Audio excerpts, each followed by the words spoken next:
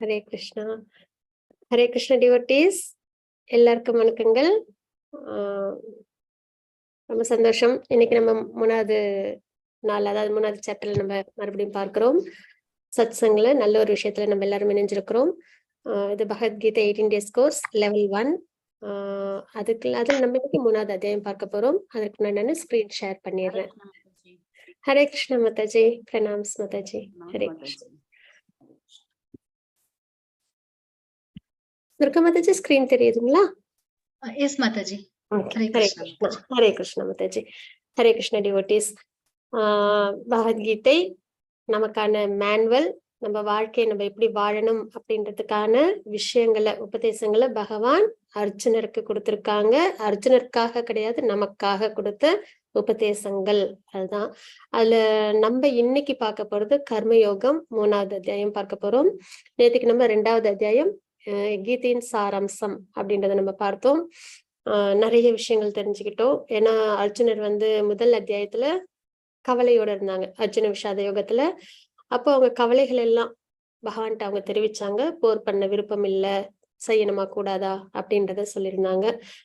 அதே மாதிரி நமக்கும் ஏகப்பட்ட குழப்பங்கள், அதுல நமக்கும் தெளிவு கிடைக்கணும் அப்படின்ற ஒரு நிலைப்பாடுதான்.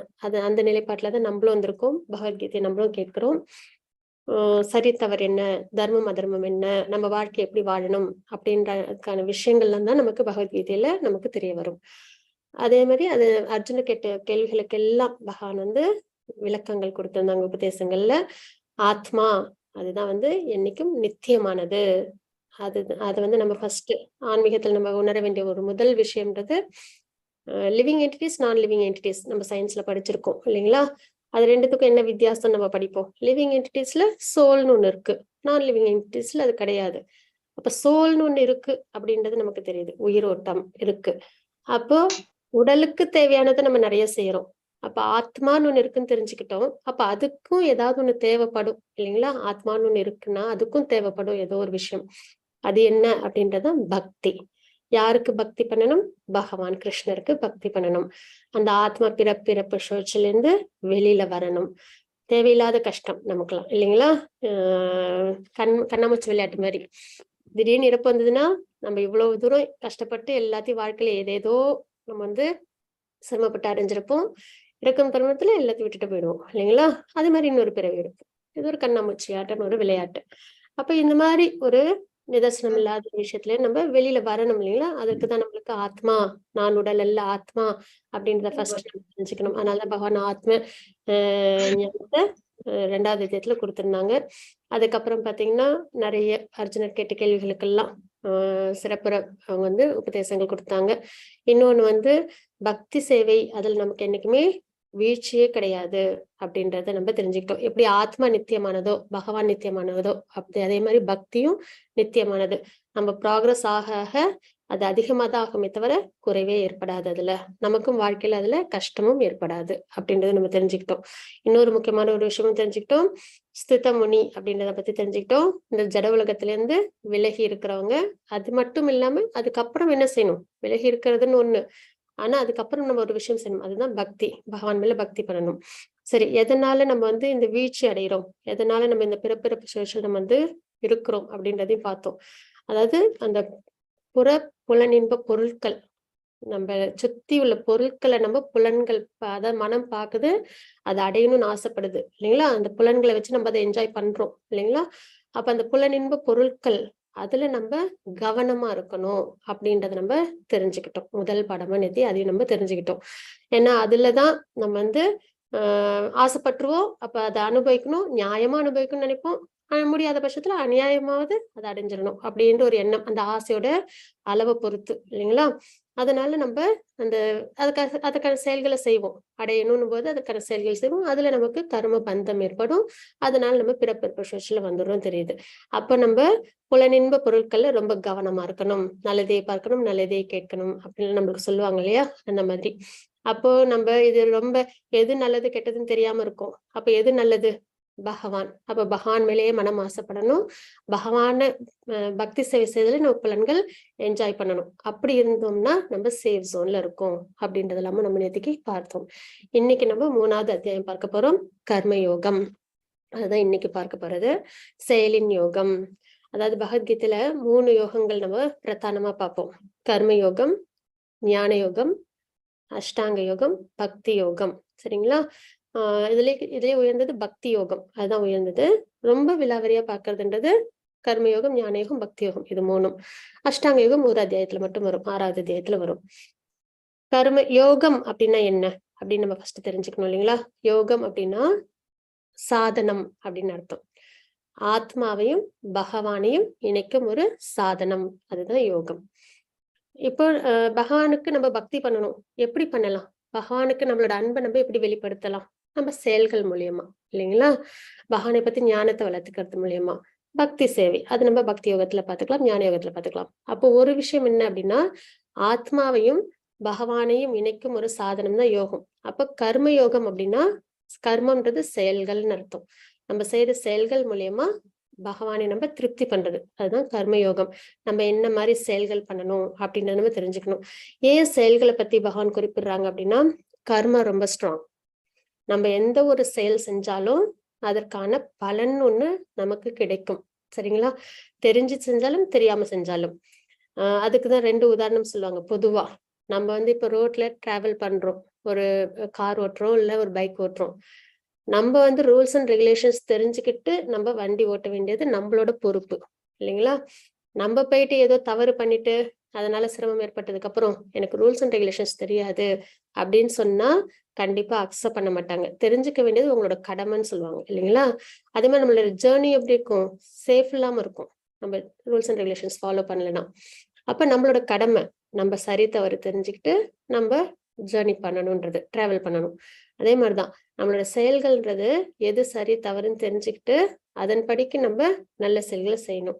இப்ப நெருப்பு அப்படின்னும் போது அது ஒரு நமக்கு தெரியும், பெரியவங்களுக்கு தெரியும், அது தொட்டா சுடணும். குழந்தைக்கு தெரியாது இல்லைங்களா? அது போய் தொடும்போது குழந்தை தானே, நம்ம சுட வேணாம்னு அந்த மாதிரி நெருப்பு இருக்குமா? இருக்காது. கண்டிப்பா சுடும் இல்லைங்களா? யாரு தொட்டாலும் நெருப்பு சுடும். அந்த நெருப்பு மாதிரிதான் நம்மளோட கர்மா. தெரிஞ்சு செஞ்சாலும் அதற்கு பலன் உண்டு, தெரியாம செஞ்சாலும் பலன் உண்டு. அப்படிப்பட்ட அந்த சக்தி வாய்ந்த கர்மாவை நம்ம என்ன பண்ணணும்? பார்த்து ஜாக்கிரதையா தான் நம்ம செய்யணும். ஏன்னா வாழ்க்கையில நம்ம காலையில இருந்து சாயந்தரம் வரைக்கும் ஏதோ ஒரு செயல் செஞ்சுக்கிட்டே தான் இருப்போம் இல்லைங்களா? செயல் செய்யாம யாராலும் இருக்கவே முடியாது. ஃபர்ஸ்ட் ஆஃப் ஆல் இல்லைங்களா? வேணா நம்ம ரொம்ப டயர்டா இருக்குன்னு சொல்லி நம்ம வேணா ஒரு 1/2 மணி நேரம் ரெஸ்ட் எடுப்போம். ஆனா அப்ப கூட நம்ம அதுக்கப்புறம் ஏஞ்சி நம்ம செயல்களை செஞ்சுட்டு தான் இருப்போம் இல்லைங்களா? அப்ப ஏதோ ஒரு செயலை செய்யறோம். அப்ப அந்த மாதிரி செயல்கள்ல எப்படி நம்ம செய்யணும் அப்படின்றது ரொம்ப கவனமா இருக்கணும். ஏன்னா கர்மா ரொம்ப ஸ்ட்ராங் சொல்லிட்டோம் இல்லைங்களா? தெரிஞ்சு செஞ்சாலும் தெரியாம செஞ்சாலும் அதற்கான பலன் உண்டுன்னு தெரிஞ்சுக்கிட்டோம். அப்ப அதை நம்ம கவனமா செய்யணும் அப்படின்றத நம்ம தெரிஞ்சுக்கிறோம். அதற்கான விஷயம்தான் பகவான் நமக்கு குறிப்பிட்டு கொடுக்குறாங்க. நம்ம என்ன மாதிரி செயல்கள்லாம் செய்யணும், எது செய்யக்கூடாது அப்படின்றதுதான் நம்ம கர்ம யோகால தெரிஞ்சுப்போம். முதல் 6 அத்தியாயங்கள் கர்ம யோகா அப்படின்றத நம்ம பாக்குறோம். சரிங்களா? சரி, பொதுவாகவே யோகா லேடர்னு ஒண்ணு இருக்கு. அதுல என்னென்ன அப்படின்னு பாத்தீங்கன்னா, பொதுவா மனிதர்கள் எப்படி இருப்பாங்கன்னா கர்மீஸ் அப்படின்னு இருப்பாங்க. கர்மீஸ் அப்படின்றவங்க என்னன்னா எந்த ரூல்ஸ் அண்ட் ரெகுலேஷன்ஸும் ஃபாலோ பண்ண மாட்டாங்க. தனக்கு என்ன தோணுதோ அதெல்லாம் வாழ்க்கையில செய்வாங்க. நல்லதோ கெட்டதோ அதெல்லாம் தெரியாது. கடவுள் இருக்காங்கன்னு தெரியாது, சாஸ்திரம் இருக்குன்னு தெரியாது. ஏதோ பிறந்தாச்சு வாழ்ந்தோம் அவ்வளவுதான். அந்த மாதிரி இருப்பாங்க. சரிங்களா? அந்த மாதிரி இருக்கிறவங்க செய்யுது அது அது அது எப்படிப்பட்ட வாழ்க்கைன்னா பசு பட்சி வாழ்க்கை மாதிரிதான். அனிமல்ஸ் பேர்ட்ஸும் எதுவும் அதுக்கு ரொம்ப விஷயங்கள்லாம் தெரியாது இல்லைங்களா? எது செய்யணும் செய்யக்கூடாதுன்னு அது பாட்டுக்கு அது வாழ்க்கையை வாழ்ந்துட்டே இருக்கும். அதே மாதிரி இவங்களும் வாழ்ந்துகிட்டே இருப்பாங்க. அதாவது ஸ்லீப்பிங், மேட்டிங், டிஃபெண்டிங் இதெல்லாம் தான் அவங்களுக்கு ரொம்ப, ஈட்டிங் இதெல்லாம் தான் ரொம்ப அவங்களுக்கு பிரத்யேகமான விஷயங்கள் அவங்களுக்கு தெரியும் வாழ்க்கையில. அந்த மாதிரி இருக்கிறது கர்மீஸ்ன்னு சொல்லுவோம். கர்ம காண்டா இல்லைன்னா கர்மா அப்படின்னு சொல்லுவோம். அது என்னன்னா இதெல்லாம் ஃபாலோ பண்ணுவாங்க. ஸ்கிரிப்சர்ஸ் எல்லாம் இருக்குன்னு தெரியும், பகவான் இருக்காங்கலாம் தெரியும், ஃபாலோ பண்ணுவாங்க.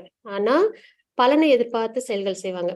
நான் இந்த யாகம் பண்றேன், இந்த தர்மம் பண்றேன், அதற்கான பலன் எனக்கு வேணும். இப்ப அஸ்வமேத யாகம் பண்றாங்க அப்படின்னா இந்திரன் ஆகணும் அப்படின்ற காரணத்துக்காக அஸ்வமேத யாகம் பண்றது. இல்லைன்னா புத்திரகாமேஷ்டி யாகம் பண்ணுவாங்க, ஒரு குழந்தை வேணும்னு எதிர்பார்த்து பண்றது. இல்ல ஏதோ தானம் தர்மம் பண்றாங்க அப்படின்னா எனக்கு இதனால ஒரு பலன் கிடைக்கணும், அதற்காக நான் இந்த பலனுக்காக நான் இந்த ஒரு செயலை செய்யறேன் அப்படின்னு செய்யறாங்க இல்லையா? அதுதான் கர்ம காண்டான்னு சொல்லுவாங்க.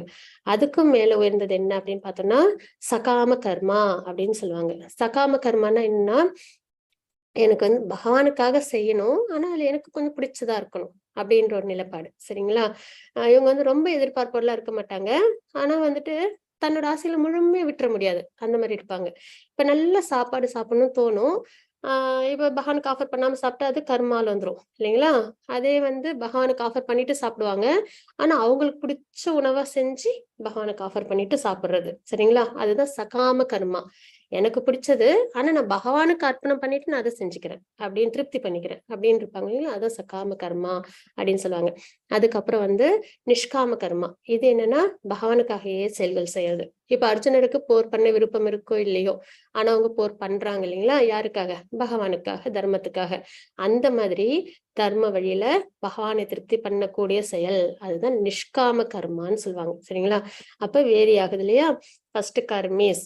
அது இயல்பா பசு பட்சி மாதிரி வாழறது. பகவான் சாஸ்திரம் இதெல்லாம் தெரிஞ்சுக்க மாட்டாங்க. ஏதோ ஒரு வாழ்க்கைய வாழ்ந்துட்டு இருப்பாங்க. அவங்கள சந்தோஷமா வச்சுக்கணும் அவ்வளவுதான்.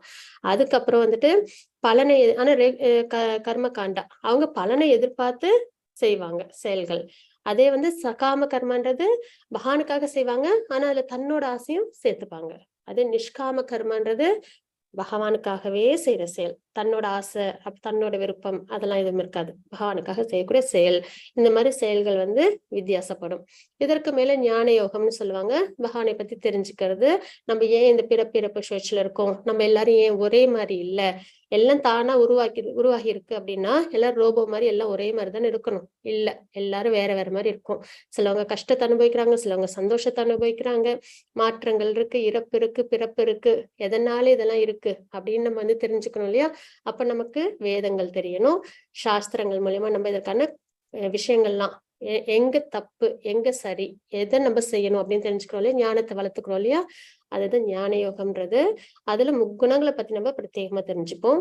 அதுக்கப்புறம் அஷ்டாங்க யோகம் அதை விட உயர்ந்தது. அதுல என்னன்னா மனதையும் புலன்களையும் கட்டுப்படுத்தி இந்த ஜட விஷயங்களிலிருந்து விலகி பகவான் மேல மெடிடேட் பண்றது, தியானம் பண்றது. அதுதான் அஷ்டாங்க யோகா. முனிவர்கள் ரிஷிகள் எல்லாம் பண்ணுவாங்க இல்லைங்களா? அதுதான் அஷ்டாங்க யோகா.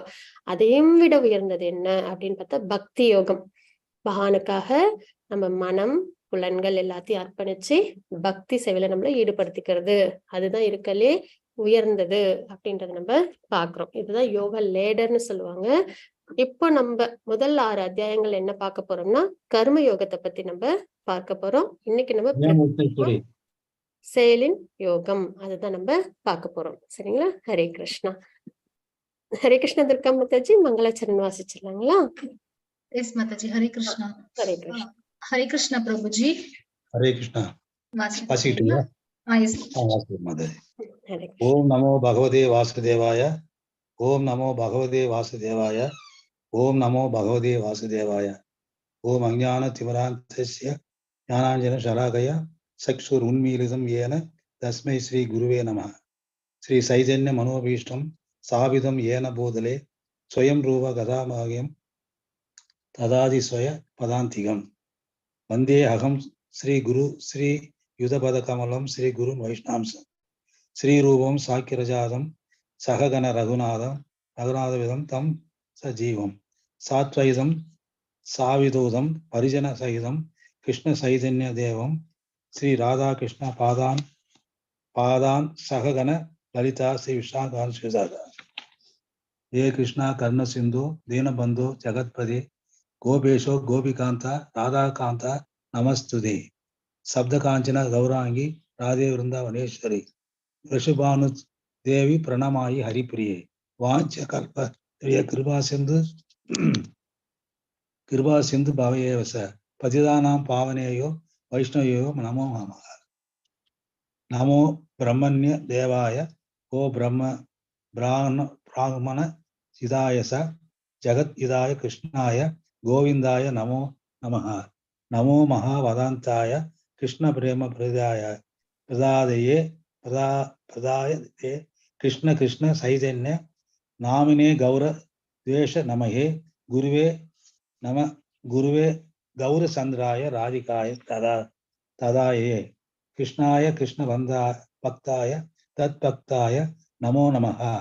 नमः ओं विष्णुपादाय प्रेष्ठाय भूतले श्री भक्ति वेदांत स्वामिनि इति नामिने नमस्ते सरस्वती देवे देव गौरवाणी प्रचारिणे निर्वशेष दीनवादी पाश्चात्य देश कारिणे श्री कृष्ण चैतन्य प्रभु नित्यानंद से अद्वैत गदाधार श्री वासादि गौर भक्त वृंदा हरे कृष्ण कृष्ण कृष्ण हरे हरे हरे राम राम राम हरे हरे हरे कृष्ण कृष्ण कृष्ण हरे हरे हरे राम राम राम हरे हरे हरे कृष्ण कृष्ण कृष्ण हरे हरे हरे राम राम राम हरे हरे कृष्ण माताजी வாழ்க வளமுடன். ஹரே கிருஷ்ண பிரபுஜி. தேங்க்யூ பிரபுஜி. ஹரே கிருஷ்ணா. ஹரே கிருஷ்ண டிவோட்டீஸ். நேத்துக்கு நம்ம 2வது அத்தியாயம் பார்த்தோம். அதோட சுருக்கம் இதுதான், இரக்கம். அப்படி அதாவது 5 காரணங்கள் சொல்லியிருந்தாங்க இல்லையா, என்னென்ன எது இதனால போர் பண்ண மாட்டேன்னு. அந்த காரணங்கள் தான் இதெல்லாம். இரக்கம் அப்படின் போது எல்லாரும் இதுல இறந்து போயிடுவாங்களே, எல்லாருக்கும் கஷ்டம் வந்து சேருமே அப்படின்னு. அதுல பகவான் வந்து நான் உடலல்ல ஆத்மா அப்படின்ற விஷயத்த, ஆத்ம தத்துவத்தை குறிப்பிட்டு நீ யாரையும் அழிக்க போறதே இல்லை, ஏன்னா ஆத்மா என்னைக்கும் நித்தியமானது அப்படின்றத அர்ஜுனருக்கு குறிப்பிட்டு கொடுப்பாங்க. அப்புறம் இன்பமின்மை அப்படின்னும் போது இருந்தால் ராஜ்யம், இறந்தால் ஸ்வர்க்கம், எப்படி பார்த்தாலும் உனக்கு சந்தோஷம் உண்டு அப்படின்றதுனால நீ கண்டிப்பா போர் பண்ணு அப்படின்றத சொல்லியிருப்பாங்க. பாப செயல் அப்படின்னும் போது பக்தி செயல்பாடுல என்னைக்கும் பாபம் இல்லை, பகவானுக்காக தர்மத்துக்காக செய்யற செயல்கள் என்னைக்கும் பாபம் வந்து சேராதுன்றத சொல்லியிருப்பாங்க. குடும்ப பாரம்பரியம் நசிந்து போதல் அப்படின்றதுல வர்ண சங்கரத்தை தடுக்க ஒரு முன்மாதிரியாக இருங்கள். ஏன்னா துவாபரயுகம் முடியுது இல்லைங்களா, சில பழைய கலாச்சாரங்கள்லாம் அதுல அப்படியே ஃபாலோ ஆயிட்டே இருந்திருக்கும். அதெல்லாம் வந்துட்டு ஒரு மாற்றம் வேணும் அப்படின்றத பகவான் அதில் எடுத்து சொல்லியிருப்பாங்க. அதுக்கப்புறம் இரு மனம் அப்படின்றதுல எப்பயுமே நமக்கு டெசிஷன் எடுக்க தெரியாம குழப்பத்தோட இருக்கும் அப்படின்னும் போது உறுதியுடன் ஆண்டவருக்கு சேவை செய்யுங்கள். நம்ம ஸ்கிரிப்சர்ஸ் ஆத்தாரம், நம்மளோட அடையாளம், அதை நல்லபடியா தெரிஞ்சுக்கிட்டு அதுல முக்கியமா பகவத்கீதை பாகவதம் அதுதான் நமக்கு இன்ஸ்ட்ரக்ஷன்ஸ் கொடுத்திருக்காங்க. பகவத்கீதையில் நம்மளுக்கு ரூல்ஸ் அண்ட் ரெகுலேஷன்ஸ், இன்ஸ்ட்ரக்ஷன்ஸ், உபதேசங்கள். பாகவதத்துல நம்ம இதெல்லாம் எப்படி நம்ம வாழ்க்கையில கொண்டு வர்றது அப்படின்றத பக்தர்கள் மூலியமா நம்ம தெரிஞ்சுப்போம். பாகவதமும் நிறைய ஸ்டோரிஸ் தான் இல்லைங்களா. பாகவதமும் வந்து சுகதேவ் கோஸ்வாமி பரீட்சித் மகாராஜருக்கு உபதேசம் பண்ணது. நிறைய பக்தர்களோட வாழ்க்கையெல்லாம் நம்ம அதுல பகவானோட அவதாரங்கள்லாம் நம்ம தெரிஞ்சுப்போம். சோ தட் பகவானை பத்தி நிறைய தெரிஞ்சுப்போம். பக்தர்கள் தங்களோட வாழ்க்கையை அவங்க எப்படி எல்லாம் வாழ்ந்தாங்கன்றத பார்க்கும்போது நமக்கும் வந்து தாத்பரியம் புரிய வரும் இல்லைங்களா. அப்படின்போது இந்த 2ஐயும் நம்ம நல்லபடியா தெரிஞ்சுக்கிட்டாலே நமக்கு சரியான மார்க்கம் என்ன, நம்ம எப்படி நம்ம வாழ்க்கையில நம்ம இருக்கணும் அப்படின்னு நம்மளால புரிஞ்சுக்க முடியும். அப்போ உறுதியுடன் ஆண்டவருக்கு சேவை செய்யுங்கள் அப்படின்றது நம்ம தெரிஞ்சுக்கிட்டோம். இன்னைக்கு நம்ம அத்தியாயம் 3 பார்க்க போறோம். அதோட சுருக்கம் என்ன அப்படின்றத நம்ம பார்த்துலாம். துரத்தல் அல்லது செயல் அப்படின்னும் போது ஏக்கம் வத அப்படின்றத நம்ம இங்க பாக்குறோம். சரிங்களா. 3.1 3.2 ஸ்லோகங்கள்ல எதனால் அப்படி கேட்டிருப்பாங்க அப்படின்னு பாத்தீங்கன்னா, பகவான் வந்து சொல்லியிருப்பாங்க இல்லையா, சித்தமுனி பத்தி எல்லாம் சொல்லியிருப்பாங்க. இந்த ஜட உலக விஷயங்கள்ல இருந்து விலகி இருக்கணும், ஆமை தன் ஓட்டுக்குள்ள சுருக்கிக்கிறது மாதிரி நம்மளும் இந்த ஜட விஷயங்கள்ல எல்லாம் இருந்து விலகி நம்ம பக்தி பண்ணணும் அப்படின்றதெல்லாம் சொல்லியிருப்பாங்க. அதெல்லாம் கேட்டதுக்கு அப்புறம் மறுபடியும் கடைசியா பகவான் என்ன சொல்லுவாங்கன்னா, எழுந்து போர் பண்ணுன்னு சொல்லுவாங்க. அப்ப அர்ஜுனருக்கு ஒரு சந்தேகம் வந்துடும். இப்ப நான் போர் பண்ணணுமா இல்ல பக்தி சேவையில நான் ஈடுபட்டுக்கிட்டுமா, எது சிறந்தது, எனக்கு ஏதோ ஒரு வழி சொல்லுங்க அப்படின்றத கேட்டிருப்பாங்க. அதான் துரத்தல் அல்லது செயல். அதுக்கப்புறம் நிஷ்காம கர்ம யோகம் ஞான யோகத்தை விட சிறந்தது அப்படின்றத நியத்தம் குரு கர்ம அப்படின்ற ஸ்லோகத்தின் மூலமா நம்ம பார்ப்போம். கர்ம காண்டம் கர்ம யோகம், இதை பத்தி பிரவருத்திதம் சக்கரம் அப்படின்ற ஸ்லோகத்தின் மூலமா நம்ம பார்ப்போம். எடுத்துக்காட்டாக வழி நடத்துங்கள் ஸ்ரேஷ்டஸ் அப்படின்ற ஸ்லோகத்தின் மூலமா நம்ம பார்ப்போம். மிகப்பெரிய எதிரி நமக்கு யாரு அப்படின்றத நம்ம மிக வைரினம் அப்படின்றது மூலமா நம்ம பார்ப்போம். நேற்றைய அத்தியாயத்துல நம்ம பார்த்தது என்ன, அந்த புலனின்ப பொருட்கள் இருக்கு இல்லையா, நம்மளை சுத்தி உள்ள பொருட்கள், அதுல நம்ம கவனமா இருக்கணும்ன்றத நம்ம பாத்துக்கிட்டோம் இல்லைங்களா. நேற்றுக்கு தெரிஞ்சுக்கிட்டது அதுதான். ஏன்னா அதுல நம்ம வந்து நம்ம கவனமா இல்லை அப்படின்னா நமக்கு என்ன ஏற்பட்டுரும், அது மேல ஆசை வந்து அது கிடைக்காத பட்சத்துல கோபம் வந்து நம்ம அதர்மம் செஞ்சு வீழ்ச்சி அடைஞ்சிடறோன்றது தெரிஞ்சுக்கிட்டோம் இல்லையா. அப்ப அதுல கவனமா இருக்கணும்ன்றது பகவான் நமக்கு குறிப்பிட்டிருந்தாங்க. இங்க நமக்கு நம்ம எல்லாருக்கும் மிகப்பெரிய எதிரி யாரு அப்படின்றத சொல்லியிருக்காங்க. சரிங்களா. இந்த அத்தியாயத்துல நம்ம நினைப்போம் இவங்க நமக்கு எதிரி, அவங்க நமக்கு எதிரி, இவங்க நமக்கு பிடிக்காது அப்படின்லாம். ஆனா அப்படிலாம் இல்ல, நம்ம கிட்டே ஒரு எதிரி இருக்கு, அதை நம்ம வீழ்த்தணும். அது என்ன அப்படின்றது நம்ம பார்க்கலாம் இந்த அத்தியாயத்துல. ஏக்கம் மத, அதுதான் அர்ஜுனர் கேட்ட கேள்வி. எதுவும் ஒண்ணு சொல்லியிருந்தாங்க. அதாவது செயல் பண்ணணுமா சித்தமணி மாதிரி, இல்லைன்னா விலகி இருக்கணுமான்னு. ஏன்னா பொதுவா வந்து பக்தினால எல்லாரும் என்ன சொல்லிடுவாங்கன்னா, எந்த செயலும் செய்யாம நம்ம வந்துட்டு அமைதியா பகவான் நினைச்சு தியானம் பண்ணி இல்லைன்னா பகவான்கிட்ட இருந்தா போதும், இந்த ஜட விஷயங்கள் எல்லாத்துலயும் நம்ம விலகி இருந்துடணும் அப்படின்னு ஒரு எண்ணம் உண்டு இல்லைங்களா. அப்படி கிடையவே கிடையாது. பகவான் வந்து செயல் பண்ணணும் அப்படின்றதான் சொல்லியிருப்பாங்க. நமக்குன்னு விதிக்கப்பட்ட கடமைகளை நம்ம சரிவர கண்டிப்பா செய்யணும். அதுல இருந்து என்னைக்கும் நம்ம பின்வாங்க கூடாது அப்படின்றதுதான் பகவத்கீதையில எல்லா இடத்துலயும் உபதேசம் பண்ணியிருப்பாங்க. அப்படி மட்டும் எந்த செயலும் செய்யாம எல்லாத்தையும் விட்டுட்டு பக்தி மட்டும் பண்ணுன்னு சொல்லியிருந்தா அர்ஜுனர் போரே பண்ணிருக்க மாட்டாங்களே. எந்த டிவோட்டியுமே போர்லாம் பண்ணிட்டு இல்ல அவங்க வாழ்க்கையெல்லாம் வாழ்ந்துட்டு இருக்க மாட்டாங்களே. எல்லாரும் என்ன பண்ணிருப்பாங்க, தனியா போயிட்டு பகவான் நினைச்சு தியானம் பண்ணி பகவான் அடையும் முயற்சியில் ஈடுபட்டிருப்பாங்க. ஆனா பகவான் அதை பிரிஸ்கிரைப் பண்ணவே இல்லை. ஏன்னா சமூகம் நடக்கணும் இல்லைங்களா, வாழ்க்கை சக்கரம் ஓடணும். ஆனா அது பக்தி மார்க்கத்தோட இருக்கணும். நிறைய டிவோட்டிஸ், பிரகலாத் மகாராஜர், அம்பரீஷ் மகாராஜர், பரத் மகாராஜர், அர்ஜுனர், இவங்க எல்லாமே பெரிய டிவோட்டிஸ். எல்லாருமே யாரு, அரசர்களா தான் இருந்திருக்காங்க. சரிங்களா, யாரும் வந்து ஒரு சாதாரண ஒரு விஷயமா இல்லை, எல்லாருமே அரசர்கள் தான். ஆனாலும் அவங்க என்ன பண்ணிருக்காங்க, பியூர் டிவோட்டிஸா இருந்திருக்காங்க, பகவானை திருப்தி பண்ணிருக்காங்க. அப்படிமா நம்ம செயல்கள் செஞ்சுக்கிட்டே தான் நம்ம பக்தி பண்ணணும் அப்படின்றத நம்ம தெரிஞ்சுக்கிறோம் இல்லைங்களா. அதற்கப்புறம் இதுதான் வந்து அந்த ஏக்க மதத்துக்கு கொடுத்த விளக்கங்களை நம்ம பார்க்கிறோம். இப்ப நம்ம 3.6 ஸ்லோகம் நம்ம பார்க்க போறோம். ஹரே கிருஷ்ணன் துர்கா மாதாஜி, 3.6 ஸ்லோகம் வாசிச்சு கொடுக்குறீங்களா? ஹரே கிருஷ்ணா. ओम श्री परमात्मने नमः। अथ तृतीयोऽध्यायः कर्मयोगः।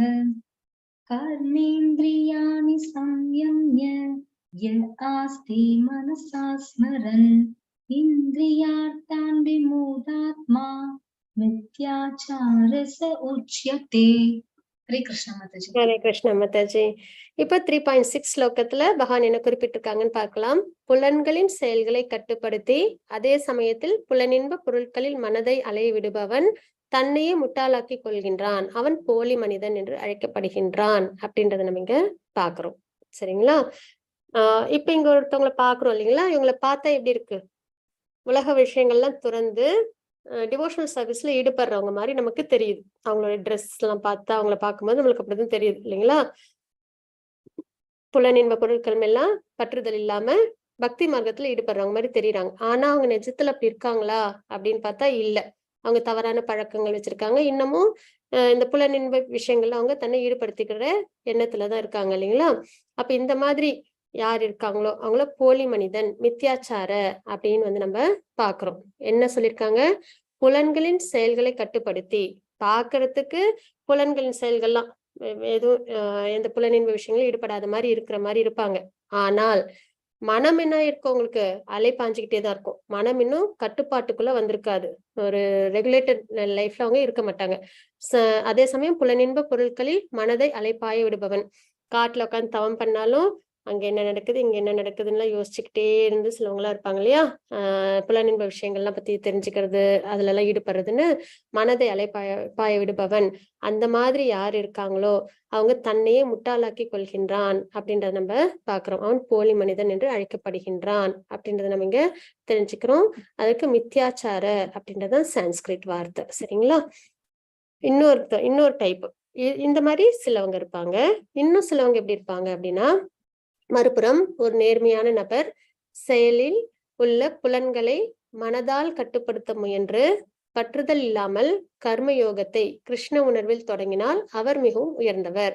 இன்னும் ஒரு வகையானவங்க இருப்பாங்க. அவங்க யாரு அப்படின்னு பார்த்தோம்னா, கிரக வாழ்க்கையிலே இருப்பாங்க, கிரகஸ்த வாழ்க்கையிலே இருப்பாங்க. சரிங்களா, நல்லா இயல்பா, அதாவது இந்த இதெல்லாம் இருக்கு இல்லைங்களா, பிராமணர்கள், சத்திரியர்கள், வைசியர்கள், சூத்திரர்கள் நம்ம சொல்றோம் இல்லையா.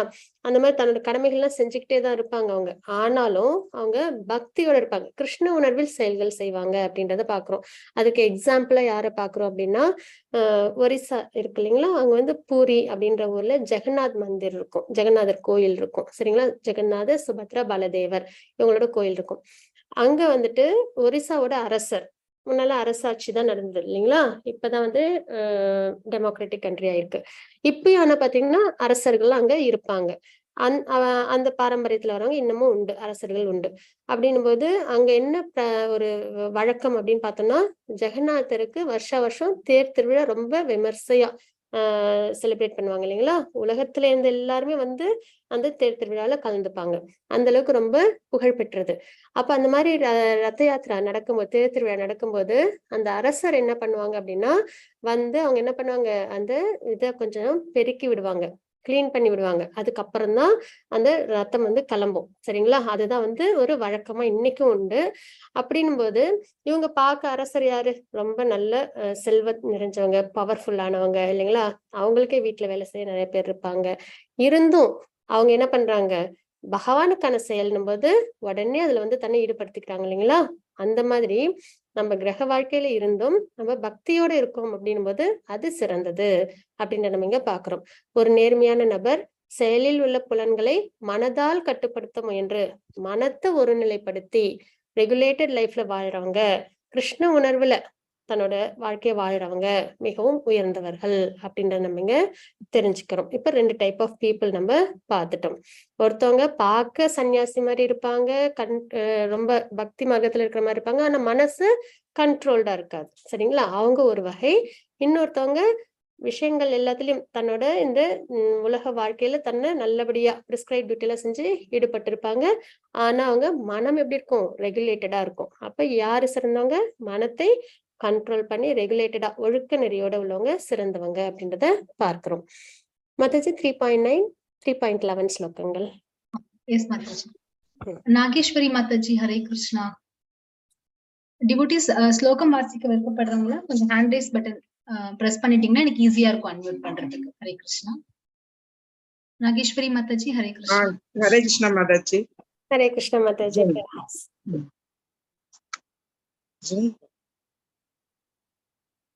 யச்சாத்தர்ம கர்ணோ அன்யத்ர லோகோ அயம் கர்ம பந்தனக ததத்தம் கர்ம கௌந்தேய முக்த சங்கக சமாசரக. விஷ்ணுவிற்கு அர்ப்பணிக்கப்படும் செயல்கள் நிறைவேற்றப்படலாம். மற்ற செயல்கள் இந்த பௌதீக உலகத்தோடு பந்தப்படுத்தப்படுபவை. எனவே குந்தியின் மகனை, உனக்கு விதிக்கப்பட்ட கடமைகளை அவரது திருப்திக்காக செய். இவ்விதமாக நீ எப்போதும் பந்தத்தில் இருந்து விடுபட்டு வாழ்வார். தேவான் பவாய தானேன தேவா பாவயந்துவக பரஸ்பரம் பாவயந்த ஸ்ரேயக பரம வாட்சயதாக. யாகங்களால் மகிழ்ச்சி அடையும் தேவர்கள் உங்களையும் மகிழ்விப்பர். மனிதர்களும் தேவர்களுக்கும் இடையேயான இத்தகு ஒத்துழைப்பினால் அனைவரும் உயர்ந்த நலமுடன் வாழலாம். ஹரே கிருஷ்ண மாதாஜி. ஹரே கிருஷ்ண மாதாஜி. தேங்க்யூ மாதாஜி. இப்ப 3.9 ஸ்லோகத்துல நம்ம தெரிஞ்சுக்கிறோம். நம்ம பார்த்துட்டு இருக்கிறது கர்மயோகம். நம்மளோட செயல்கள் எப்படி இருக்கணும் அப்படின்றத நம்ம பார்த்துட்டு இருக்கோம். சரிங்களா? இதுக்கு முன்னாடி வரைக்கும் அர்ஜுனர் ஒரு கேள்வி கேட்டாங்க இல்லைங்களா? செயல் செய்யணுமா செய்யக்கூடாதான்னு. அதற்கு பகவான் விளக்கம் கொடுத்திருந்தாங்க. 2 வகையான மக்களை வந்து அவங்க விளக்கம் கொடுத்து செயல் புரியணும் அப்படின்றத குறிப்பிட்டு கொடுத்திருப்பாங்க. அப்ப என்ன மாதிரி செயல்கள்லாம் செய்யலாம் அப்படின்றத இன்ஸ்ட்ரக்ஷன்ஸ் தான் நம்ம இப்ப பார்க்க போறோம். சரிங்களா? அதுல 3.9 ஸ்லோகத்துல விஷ்ணுவிற்கு அர்ப்பணிக்கப்படும் செயல்கள் நிறைவேற்றப்படலாம். நம்ம எந்த ஒரு செயல் செஞ்சாலும் அது பகவானுக்கு அர்ப்பணிக்கக்கூடிய செயலா இருக்கும் பட்சத்துல அதை நம்ம நிறைவேற்றலாம். மற்ற செயல்கள் இந்த பௌதீக உலகத்தோடு பந்தப்படுத்துபவை. பகவானுக்கு அர்ப்பணிக்கப்படாத செயல்கள் எல்லாமே நம்மளுக்கு என்ன பண்ணும்? கர்ம பந்தத்தை ஏற்படுத்தும். நம்ம ஒரு நல்ல ஒரு யாகம், தானம், தவம் செஞ்சா கூட பகவானுக்கு அர்ப்பணிக்காம நம்ம அதை செஞ்சோம் அப்படின்னா நமக்கு அதுல என்ன ஏற்படும்? நல்ல புண்ணிய காரியங்கள் நமக்கு சேரும். அந்த புண்ணிய காரியங்கள்ல நம்ம செய்யறதுனால நம்ம என்ன பண்ணுவோம்? சொர்க்கத்துல போய் நம்ம சந்தோஷங்களை அனுபவிப்போம். அதே விஷ்ணுவுக்கு அர்ப்பணிக்கப்படாத பொதுவா ஒரு விஷயம் என்னன்னா, கிருஷ்ணர், பகவான் விஷ்ணு, அதாவது இவங்க விஷ்ணு கிருஷ்ணர் இவங்க எல்லாம் வழிபாடு பண்றவங்க. பொதுவா பார்த்தோம்னா இந்த அசுரர்கள்லாம் இருக்காங்க இல்லைங்களா? அவங்க எல்லாம் வந்து தவம் பண்ணி வரம் வாங்குவாங்க இல்லைங்களா? பொதுவா நம்ம பாக்குறோம், ஹிரண்யகசிபு பாக்குறோம், ராவணன் எல்லாம் பாக்குறோம். அவங்க எல்லாம் என்ன பண்ணுவாங்க? தவம் பண்ணி வரம் எல்லாம் வாங்குவாங்க. அந்த மாதிரி நம்ம ஸ்கிரிப்சர்ஸ்ல நிறைய அசுரர்கள் தவம் எல்லாம் பண்ணி வரம் வாங்கின வரலாறு எல்லாம் உண்டு. ஆனா அதுல யாருமே வந்து விஷ்ணுவை தவம் பண்ணி வரம் வாங்கி எல்லாரையும் தன்னோட கண்ட்ரோல்ல கொண்டு வந்ததா நம்ம எங்கேயுமே பார்க்கவே முடியாது.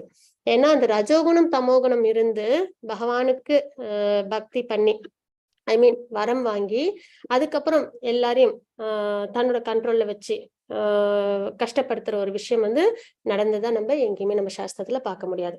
அப்ப இதுல நம்மளுக்கு என்ன தெரிய வருது அப்படின்னா, பகவானுக்கு அர்ப்பணிக்கப்படும் செயல்கள்னும் போது அது கண்டிப்பா என்ன மாதிரி செயல்களாதான் இருக்கும்?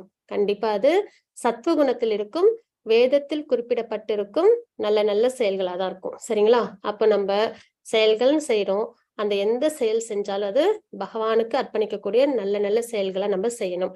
அப்படி இல்லாத நம்ம எந்த ஒரு செயல் செஞ்சாலும் அதுல நமக்கு கர்ம பலன் வந்து நமக்கு சேரும். நல்லது செஞ்சா சந்தோஷங்களை அனுபவிப்போம், தவறு செஞ்சோம் அப்படின்னா பாபத்துக்கான தண்டனை நம்ம அனுபவிப்போம். அதுதான் பந்தப்படுத்துறதுன்றது. சரிங்களா? எனவே குந்தியின் மகனே, உனக்கு விதிக்கப்பட்ட கடமைகளை நமக்கு இப்ப நம்ம எல்லாரும் ஹியூமன்ஸ் இல்லைங்களா? நம்மளுக்குன்னு விதிக்கப்பட்ட கடமைகள்னு உண்டு. என்னென்ன அப்படின்னா, நம்மளுக்கு வந்து சம்ஸ்காரங்கள்லாம் உண்டு இல்லைங்களா? வாழ்க்கையில பிறந்ததுல இருந்து இறக்குற வரைக்கும் சம்ஸ்காரங்கள்லாம் உண்டு. யாகம், தானம், தவம் இதெல்லாம் நம்ம அவசியம் செய்யணும் வாழ்க்கையில அப்படின்றதெல்லாம் நமக்கு உண்டு. இந்த கடமைகள் எல்லாத்தையும் நம்ம என்ன பண்ணணும்? சிறப்புற நம்ம செய்யணும். ஆனா யாரோட திருப்திக்காக செய்யணும்? பகவானின் திருப்திக்காக நம்ம செய்யணும். இவ்விதமாக நீ எப்பொழுதும் பந்தத்திலிருந்து விடுபட்டு வாழ்வாய். அப்போ நம்ம கர்ம யோகம் பாக்குறோம். நம்மளோட செயல்கள் எப்படி இருக்கணும்? பகவானுக்கு அர்ப்பணிக்கக்கூடிய செயல்களா இருக்கணும் அப்படின்றத நம்ம தெரிஞ்சுக்கிட்டோம். இந்த நிலைப்பாட்டுக்கு உடனே நம்மளால வர முடியுமா அப்படின்னா கொஞ்சம் சிரமம் இல்லைங்களா? ஆரம்ப நிலையில குழந்தைங்களாம் எடுத்த உடனே எல்லாத்தையும் நல்லா படிச்சிடறதுல ஏபிசிடில இருந்து ஆரம்பிச்சு 12th அதுக்கப்புறம் கிரேடு அதெல்லாம் வராங்க இல்லைங்களா? அப்போ அவங்க வந்து இன்னும் நல்ல வாழ்க்கையில நல்ல நல்ல ஸ்டெபிலைஸ் ஆகுறாங்க. அதே மாதிரிதான் நமக்கும் ஆன்மீகத்துல உடனே விஷ்ணுவுக்காக அர்ப்பணிக்கக்கூடிய செயல்கள்லாம் நம்மளால உடனே எடுத்த உடனே செஞ்சிட முடியுமான்னா கொஞ்சம் அதுல இன்னும் நமக்கு பழக்கம் வராம இருக்கும் இல்லைங்களா? அப்படின்ற பட்சத்துல என்ன பண்ணுவாங்க பொதுவா அப்படின்னா, யாகங்களால் மகிழ்ச்சி அடையும் தேவர்கள் உங்களை மகிழ்விப்பர். தேவர்களை வழிபாடு பண்ணுவோம் இல்லைங்களா? தேவர்கள் பிள்ளையார், அப்புறம் வந்துட்டு முருகன், அப்புறம் வந்து இன்னும் நிறைய தேவர்கள்லாம் இருக்காங்களா? சூரிய தேவர், அக்னி தேவர், இந்த மாதிரிலாம் தேவர்கள்லாம் இருக்காங்க இல்லைங்களா? அவங்களெல்லாம் நம்ம வழிபாடு பண்ணுவோம். இப்ப மழை வேணும் அப்படின்னா இந்திரனை நம்ம வழிபாடு பண்ணுவோம் இல்லைங்களா? அந்த மாதிரி நம்ம பொங்கல்லாம் செலிப்ரேட் பண்றோம் சூரியனுக்காக. அந்த மாதிரி நம்ம தேவர்களுக்கெல்லாம் பூஜைகள் புனஸ்காரங்கள்லாம் பண்றோம் இல்லைங்களா? அப்ப அந்த மாதிரி நம்ம ஏன் பண்றோம் அப்படின்னா, தேவர்கள் அவங்கவுங்களுக்குன்னு ஒரு ஒரு இது சக்திகள் உண்டு இல்லைங்களா? இப்ப மழை அப்படின்னாலே நம்ம இந்திரனுக்கு பூஜை பண்றோம். அப்ப அந்த மாதிரி ஒரு ஒரு தேவர்களுக்கும் ஒரு ஒரு சக்திகள் உண்டு. அப்போ நம்ம என்ன தேவையோ நமக்குன்னு இப்போ செழிப்பு நல்லா வேணும், இந்த உலகத்துல நல்லா செழிப்பா இருக்கணும், எல்லாமே நல்லா இருக்கணும்னா நம்ம என்ன பண்ணுவோம்? தேவர்களை மகிழ்விப்போம் இல்லைங்களா? அவங்களுக்கான யாகங்கள், பூஜைகள். இப்ப நிறைய பணம் வேணும் அப்படின்னா நம்ம என்ன பண்ணுவோம்? மகாலட்சுமிக்கு பூஜைகள் பண்ணுவோம். நல்ல படிப்பு வேணும்னா சரஸ்வதி அம்மாவுக்கு பூஜைகள் பண்ணுவோம் இல்லைங்களா? இந்த மாதிரி நிறைய விஷயங்கள் நம்ம செய்வோம். அப்ப தேவர்கள் என்ன பண்ணுவாங்க? மகிழ்ச்சி அடைவாங்க. அவங்க நமக்கு நன்மைகளை கொடுப்பாங்க. அப்ப மனிதர்களுக்கும் தேவர்களுக்கும் இடையிலான இத்தகைய ஒத்துழைப்பினால் அனைவரும் உயர்ந்த நலமுடன் வாழலாம் அப்படின்றத நம்ம இந்த ஸ்லோகத்துல நம்ம தெரிஞ்சுக்கிறோம். மாதாஜி 3.13 ஸ்லோகம். எஸ் மாதாஜி. கீதா மாதாஜி, ஹரே கிருஷ்ணா. हरे कृष्ण माताजी. ஹரே கிருஷ்ணா மாதாஜி. यज्ञा शिष्टाशिन संतो मुच्यन्तो सर्वकिल्पिषैः पूजन्ते ते त्वा अहं पापा யோ பச்சந்த்யாத்மா காரணாத். யாகத்தால் அர்ப்பணிக்கப்பட்ட உணவை உண்பதால் பகவானின் பக்தர்கள் எல்லா விதமான பாவங்களிலிருந்து விடுபடுகிறார்கள். தங்களது சுய புண்பத்திற்காக உணவு தயாரிப்பவர்கள் பாவத்தையே உண்கிறார்கள். ஹரே கிருஷ்ண மாதாஜி. ஹரே கிருஷ்ணா மாதாஜி. பிரணாம்ஸ் மாதாஜி. ஹரே கிருஷ்ணா. மாதாஜி. இந்த ஸ்லோகத்துல யாகத்தில் அர்ப்பணிக்கப்பட்ட உணவை உண்பதால் நம்ம எப்போ உணவை எடுத்துக்கிட்டாலும் அது பகவானுக்கு ஆஃபர் பண்ணிட்டு எடுத்துக்கணும். அதுதாங்க தாற்பயம். சரிங்களா? அந்த மாதிரி நம்ம உணவு எடுத்துக்கும் போது நமக்கு பாபங்கள் வந்து சேராது. அதே நம்ம பகவானுக்கு அர்ப்பணிக்காம நம்மளோட புலன் இன்பத்திற்காக உணவுகளை எடுத்துக்கிட்டோம் அப்படின்னா அது பாபத்தை உண்கின்றோம் அப்படின்றத நம்ம இங்க பாக்குறோம். அதற்கான காரணம் என்னன்றதை நம்ம பார்க்கலாம். மாதாஜி 3.14 ஸ்லோகம். எஸ் மாதாஜி. யாருமே ஜெயந்தி மாதாஜி, ஹரே கிருஷ்ணா. हरे कृष्ण माताजी. हरे कृष्ण माताजी. प्रणाम्स माताजी. प्रणाम माताजी. हरे कृष्ण. अन्नात् भवन्ति भूतानि पर्जन्यात्यन्न सम्भवः यज्ञात् भवति पर्जन्यो யஜ்ஞகர்ம சமுத்பவக. மழையால் தோற்றுவிக்கப்படும் தானியங்களால் எல்லா ஜீவன்களின் உடல்களும் வாழ்கின்றன. யாகத்தால் மழையும் விதிக்கப்பட்ட கடமைகளால் யாகமும் உண்டாக்கப்படுகின்றன. ஹரே கிருஷ்ணா. ஹரே கிருஷ்ண மாதாஜி. இப்ப மழையால் தோற்றுவிக்கப்படும் தானியங்களால் எல்லா ஜீவராசிகளின் உடல்களும் வாழ்கின்றன. நம்ம நினைப்போம் இல்லைங்களா? நம்ம சம்பாதிக்கிறோம், நம்ம பணத்தால நம்ம நல்ல உணவெல்லாம் எடுத்துக்கிறோம், நம்ம வாழ்க்கையை சந்தோஷமா வச்சுக்கிறோம்னு நினைக்கிறோம் இல்லைங்களா? ஆனா நம்மளுக்கு ஒரு உணவு வேணும் அப்படின்னா கூட அது நம்மளுக்கு அதுக்கு காரணம், அதுக்கு என்ன பேஸ்? செடி, மரம், செடி, கொடிகள்ல இருந்து நமக்கு காய்கறி, கனிகள் எல்லாமே கிடைக்குது இல்லைங்களா? அப்படின்னும் போது இப்போ ஒரு விதை இருக்கு, அந்த விதையில உயிர் இருக்கு. அந்த உயிர் வளர்றதுக்கு பஞ்சபூதங்கள் வேணும். சூரியன், அதான் நிலம், நீர், நெருப்பு, காற்று, ஆகாயம் இதெல்லாம் இருந்தாதான் அந்த செடி நல்லபடியா வளரும் இல்லைங்களா? அப்ப நம்ம தேவர்களுக்கு பூஜைகள்லாம் பண்ணுவோம். அதனால அவங்க தர்மத்தை நம்ம ஃபாலோ பண்றதுனால, நம்ம சம்ஸ்காரங்களை ஃபாலோ பண்றதுனால அவங்க மகிழ்ச்சி அடைஞ்சு அவங்க நமக்கு வளங்களை கொடுப்பாங்க. அப்ப பூமி மாதா தன்னோட செல்வத்தெல்லாம் நமக்கு கொடுப்பாங்க. அப்ப நம்மளுக்கு அந்த விஷயங்கள் உணவு கிடைக்கும். அதை நம்ம எடுத்துக்கிறோம். அப்போ நம்ம வெறும் பணம் வச்சிருக்கோம்ன்றதுனால மட்டும் நமக்கு வந்துட்டு உணவு கிடைச்சிருமா அப்படின்னா கிடையாது இல்லைங்களா? இதற்கு பின்னாடி என்னெல்லாம் தேவை? அந்த பஞ்சபூதங்கள், அந்த விதை, அந்த விதையில உள்ள உயிர், இதெல்லாம் இயற்கை கொடுத்தது, பகவான் கொடுத்தது இல்லைங்களா? அதுதான் நம்ம இங்க ஆழ்ந்து தெரிஞ்சுக்கிறோம் நம்ம. அப்படின்னும் போது இப்போ மழையால் தொற்றிக்கப்படும் தானியங்கள் எல்லா ஜீவராசிகளின் உடல்களும் வாழ்கின்றன. யாகத்தால் மழையும் விதிக்கப்பட்ட கடமைகளால் யாகமும் உண்டாக்கப்படுகின்றன அப்படின்றத நம்ம இங்க தெரிஞ்சுக்கிறோம் இல்லைங்களா? இதற்கான சார்ட் தான் இது. பகவான் உருவானதும் பகவான் என்ன பண்றாங்க அவங்க, அதாவது கர்ப்போதய கஷா விஷ்ணு அவங்க வந்த உடனே அவங்க என்ன பண்றாங்க, அவங்க தன்னோட நாபில தாமரை மலரை உண்டு பண்ணி அதுல பிரம்மாவை ஃபர்ஸ்ட் சிருஷ்டி பண்றாங்க. அப்புறம் பிரம்மாவுக்கு வேதங்களை கொடுப்பாங்க இல்லைங்களா? வேதம் தான் ரூல் புக் இல்லைங்களா? அந்த ரூல் புக்கோட அடிப்படையில பிரம்மா என்ன பண்ணுவாங்க, இந்த உலகங்கள் எல்லாம் சிருஷ்டி பண்ணுவாங்க. அப்போ பகவான் வேதங்களை பிரம்மாவுக்கு கொடுக்குறாங்க. அந்த வேதங்களின் முறைப்படி அவங்க சிருஷ்டிகள்லாம் உருவாக்குறாங்க, சிருஷ்டி பண்றாங்க. அதுக்கப்புறம் நமக்கு என்ன செய்யணும் செய்யக்கூடாதுன்ற விஷயமும் அதுல இருக்கு. அப்ப நம்ம அதுல இருந்து கடமைகள் என்னன்றதை நம்ம தெரிஞ்சுக்கிறோம் இல்லைங்களா? வேதத்தின் மூலமா நம்மளோட கடமைகள் என்ன, நம்ம என்னெல்லாம் ஃபாலோ பண்ணணும் அப்படின்றத தெரிஞ்சுக்கிறோம். அப்ப நம்ம யாகம் எல்லாம் பண்றோம், தேவர்களை திருப்தி பண்றோம். அதனால தேவர்கள் நமக்கு மழை, மற்ற விஷயங்களை நம்மளுக்கு சிறப்புற கொடுக்குறாங்க. அதனால நமக்கு தானியங்கள் கிடைக்குது. இப்போ நமக்கு கிடைச்ச தானியத்தை நம்ம என்ன பண்ணணும், உடனே நான் ஏன் பண்ண, எனக்கு கிடைச்ச இந்த உணவு, அதனால என் இஷ்டப்படி நான் சாப்பிடுவேன் நம்ம சாப்பிடக்கூடாது. நம்ம என்ன பண்ணணும், அத பகவானுக்கு நிவேதனம் பண்ணிட்டு அதற்கப்புறம் நம்ம எடுத்துக்கணும் அப்படின்றதான் பாக்குறோம். இப்ப நீங்க எல்லாரும் வெளியில போறோம், நம்ம எல்லாரும் சரிங்களா? வெளியில போறோம், ஒரு பேங்க்குக்கு போறோம். நான் உடனே அங்க பென் எடுத்துட்டு போகல, ஃபார்ம் ஃபில் பண்ண. பக்கத்துல உள்ளவங்க கிட்ட பென் கேட்கிறோம், அவங்க பென்னு கொடுக்குறாங்க. வாங்கி ஃபார்ம் எல்லாம் ஃபில் பண்ண உடனே நம்ம என்ன பண்ணுவோம், திருப்பி அவங்ககிட்ட பெண்ணை கொடுத்து நன்றின்னு சொல்லுவோம் இல்லைங்களா? அதுதான் நம்மளோட கலாச்சாரம், நன்றின்னு சொல்லுவோம். அந்த உதவிக்காக, சின்ன ஒரு உதவி, அதுக்கு நம்ம நன்றிகள் சொல்றோம். அப்போ இந்த மாதிரி சின்ன உதவிக்கு நம்ம நன்றி சொல்லாம வந்துட்டோம்னா நம்ம வேதனைப்படுவோம் இல்லைங்களா? சரி, நமக்கு உதவி பண்ணாங்களே, உங்களுக்கு நன்றி சொல்லாம நம்ம வந்துட்டோமே அப்படின்னு நம்ம வருத்தப்படுவோம், தவறு பண்ணிட்டோம்னு. அப்படி இருக்கும்போது பகவான் நமக்கு இவ்வளவு விஷயங்கள், பஞ்சபூதங்கள், தேவர்கள், விதையில் உள்ள உயிர் எல்லாத்தையும் கொடுத்திருக்காங்க. அப்படின்னும் போது நம்ம என்ன பண்ணணும், ஒரு நன்றியா பகவானுக்கு நமக்கு கிடைச்ச அந்த விஷயங்களை ஆஃபர் பண்ணிட்டு நம்ம எடுத்துக்கணும். நன்றி தெரிவிக்கும் விதம் தான் நம்ம பகவானுக்கு ஆஃபர் பண்றது அப்படின்றது. சரி, இதெல்லாம் பகவான் நம்ம கிட்ட எதிர்பார்க்கறாங்களா அப்படின்னா, நன்றின்றதே நம்மளோட அன்பா நம்ம அதை தெரிவிக்கிறோம் அப்படின்றது அங்க அர்த்தம். இன்னொரு விஷயம் என்னன்னா, இப்ப நம்ம குழந்தைங்களுக்கு நம்ம சாக்லேட் வாங்கி தரோம்னா அவங்க என்ன பண்ணுவாங்க, திருப்பி நம்ம கிட்ட கொஞ்சம் கொடுப்பாங்க இல்லைங்களா? நீயும் சாப்பிடுப்பா அம்மா அப்படின்னு சொல்லி கொடுப்பாங்க.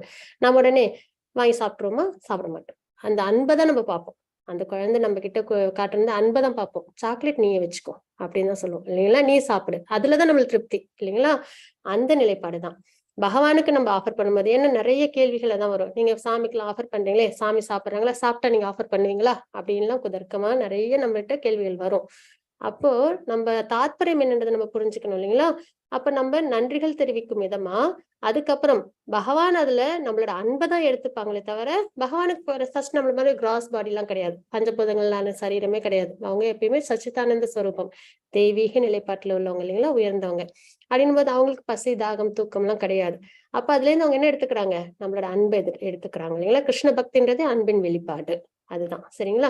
அப்ப நம்ம என்ன செய்யணும், நம்ம பிரசாதமா பகவானுக்கு, நமக்கு பகவான் கொடுத்ததுனால அதை நம்ம என்ன பண்றோம், ஆஃபர் பண்ணிட்டு நம்ம சாப்பாடு எடுத்துக்கணும். இன்னொரு விஷயம், இப்ப நம்ம உணவு எடுத்துக்கும் போது, இப்ப நம்ம காய்கறியை எடுத்துக்கிறோம் அப்படின்னா கூட அந்த ஒரு செடியெல்லாம் நம்ம ஹிம்சிச்சிருப்போம் இல்லைங்களா? அப்ப அதுல ஒரு பாவம் சேர்ந்திருக்கும் நமக்கு. அப்ப நம்ம பகவானுக்கு அதை ஆஃபர் பண்ணும்போது அந்த பாவங்களும் நம்மள சேராது. ஏன்னா நமக்குன்னு உள்ள கோட்டா தான் அது. நம்மளுக்குன்னு மனிதர்கள் சாப்பிட்றதுக்குன்னு உள்ள விஷயம் என்ன, பகவான் அதையும் பகவத்கீதையில கொடுத்திருப்பாங்க. பத்திரம் புஷ்பம் பழம் தோயம் தான் சொல்லியிருப்பாங்க. அப்போ இலை, பூ, காய், கனி இதெல்லாம் தான் பகவானுக்கு நம்ம ஆஃபர் பண்ண முடியும். பகவானுக்கு என்ன ஆஃபர் பண்றோமோ அதை தான் நம்ம உணவை எடுத்துக்கணும். அப்படின்னும் போது நமக்கான உணவுன்றது இந்த தாவரங்கள் தான், அதாவது காய்கறி கனிகள் இதெல்லாம் தான். அப்படின்னும் போது அதையும் நம்ம ஏதோ ஒரு ஹிம்சை பண்ணிருப்போம் இல்லைங்களா? அப்ப அந்த பாவமும் நம்மள வந்து சேர்ந்துடக்கூடாது. ஏன்னா இது வந்து ஒரு சுழற்சி தான் இல்லைங்களா? அப்படின்னும் போது நம்ம அதுல இருந்து நம்ம வந்துட்டு விடுபடணும்ன்ற ஒரு விஷயத்துக்காகவும் நம்ம வந்து பகவானுக்கு நம்ம ஆஃபர் பண்ணிட்டு எடுத்துக்கணும். அதனால நமக்கு பாவம் வராது அப்படின்றத பாக்குறோம். அதனாலதான் இங்க யாகத்தில் அர்ப்பணிக்கப்பட்ட உணவை உண்பதால் பகவானின் பக்தர்கள் எல்லா விதமான பாவங்களிலிருந்தும் விடுபடுகிறார்கள்.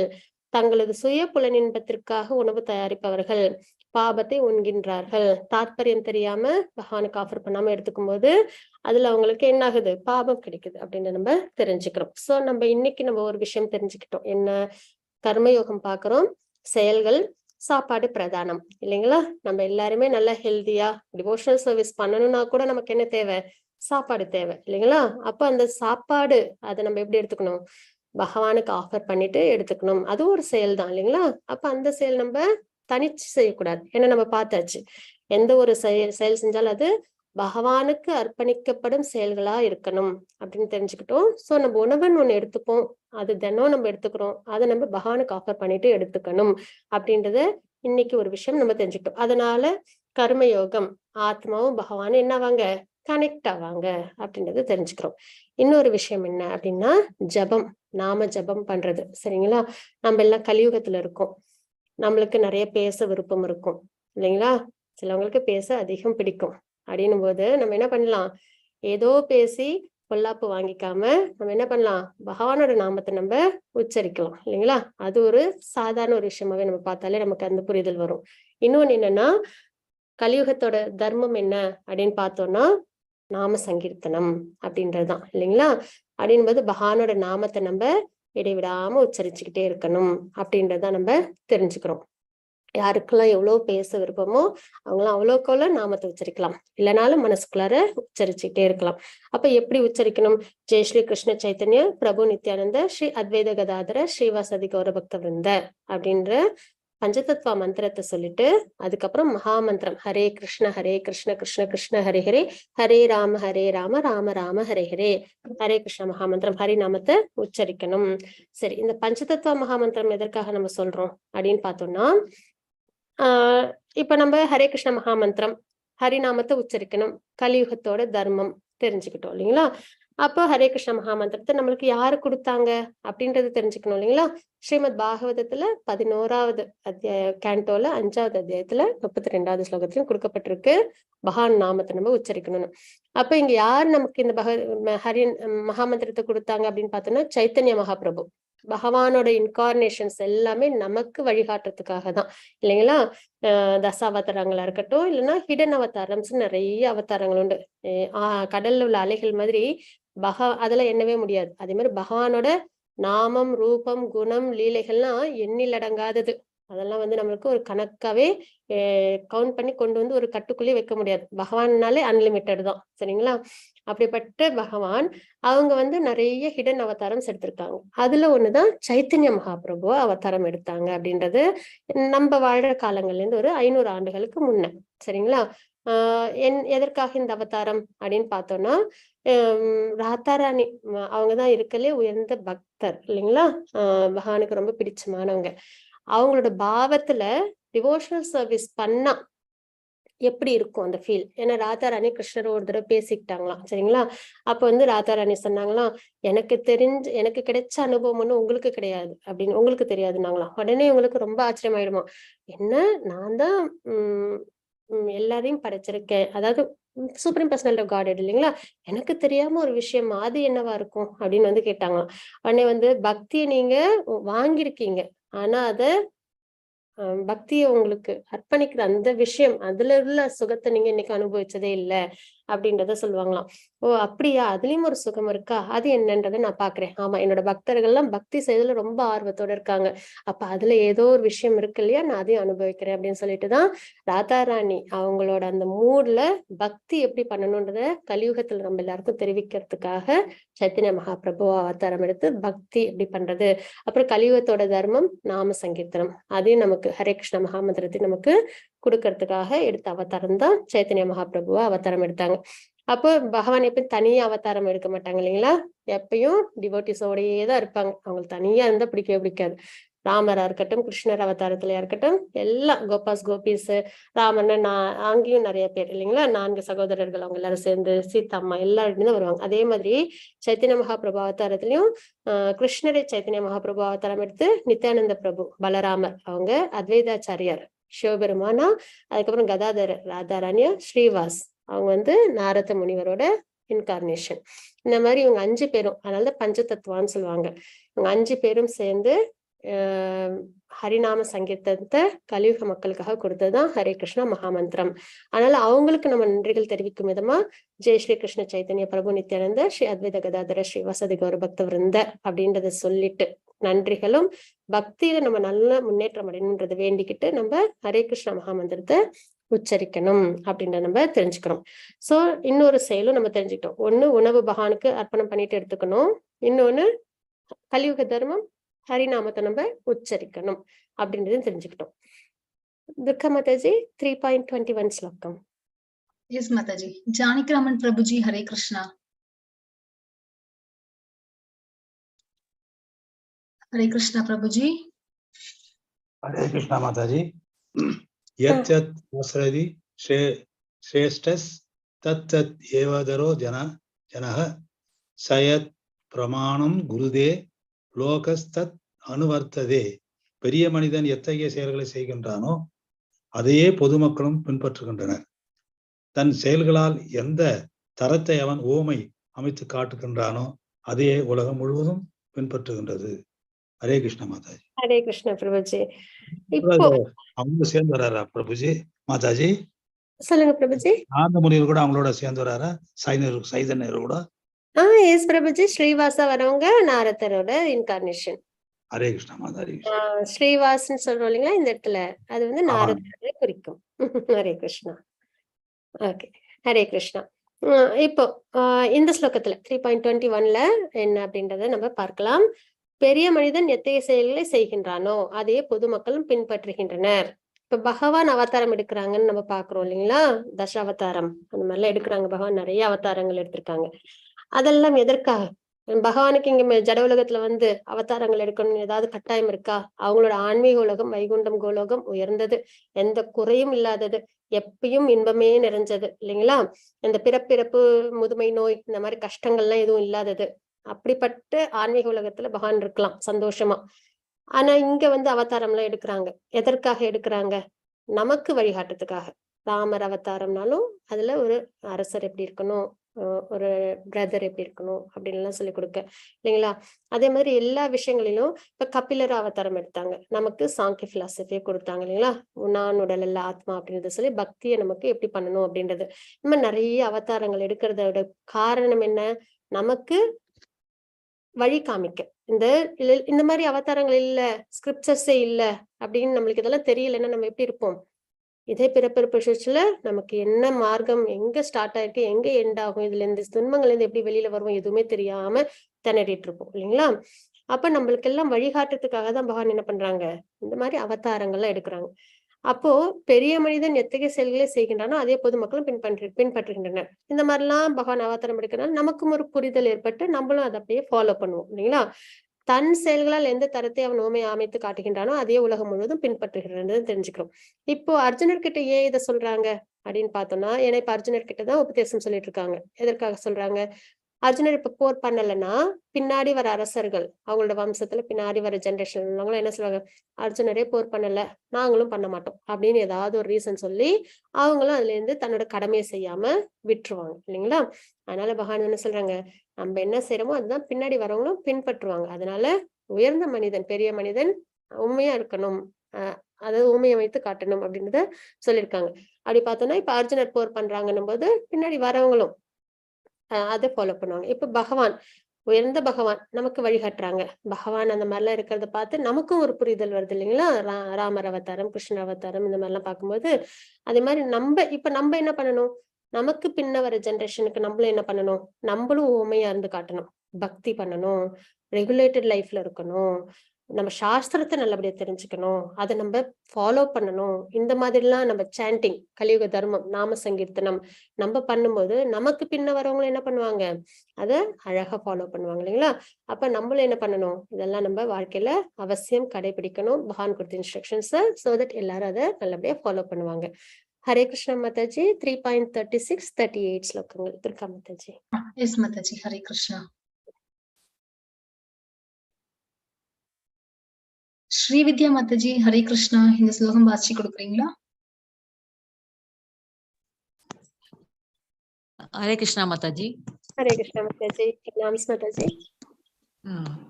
படிக்கிறேன்.